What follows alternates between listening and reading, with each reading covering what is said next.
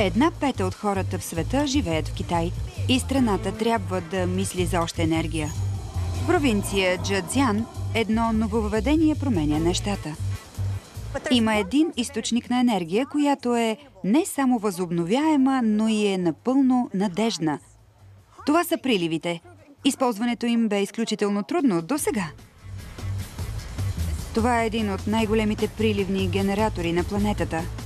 Здравейте! Здравейте! Той е създаден от Лин Донг, предприемач, забогатял от сушено месо.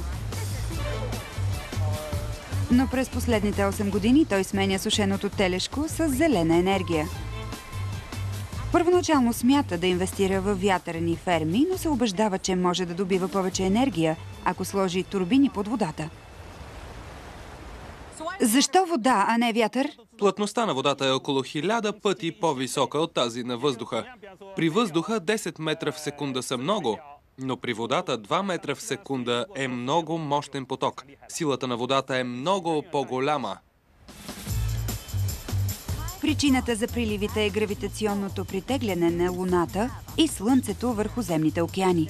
Силата им зависи от геологията и дълбочината на океана.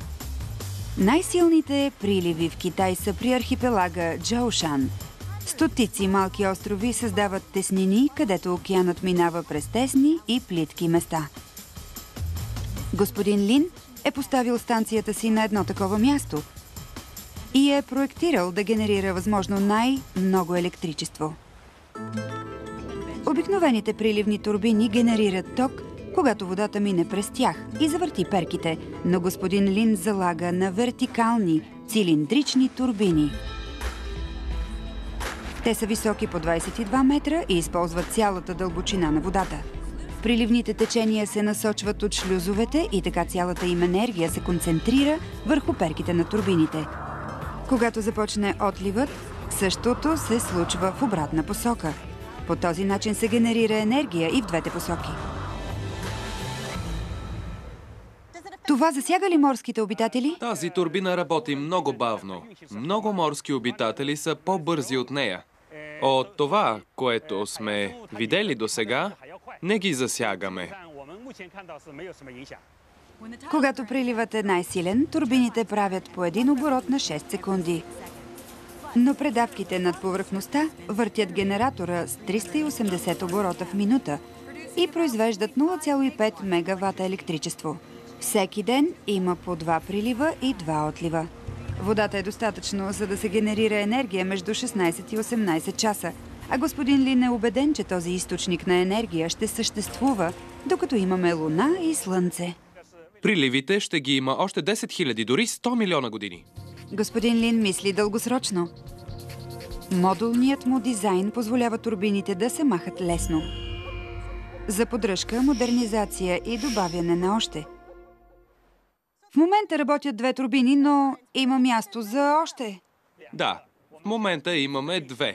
Наскоро ги пуснахме. Ще проверим данните, ще ги оптимизираме и ще добавим още 5. Ще дават общо 3,4 мегавата. Това е страхотно. Господин Лин и инженерите му събират данните на брега. Харесва ми, защото не спира да произвежда енергия. В момента имаме 1 мегават. Как виждате бъдещето? Според техническия ни план, нашият приливен генератор може да произвежда 20 мегавата. Те стигат за захранването на 6-7 хиляди домакинства. Да, работим заедно, за да предоставим чиста енергия на все повече хора. Господин Лин е пионер в този вид добив на енергия. Но в бъдеще можем да генерираме 120 гигавата електричество от приливите по света. Това се равнява на 250 топлоелектрически централи.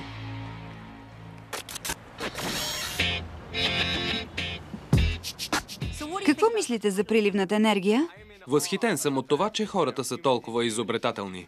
Трябва ни енергиен източник, на който можем да разчитаме занапред и който няма да се изчерпи. Трябва да заложим на науката, на инженерството, на нововъведенията. Тези идеи са страхотни, но са нищо, ако не ги споделяме. Ако ви следват много хора в социалните мрежи, споделяйте с тях. Това може да ни обедини много по-лесно по отношение на тези идеи.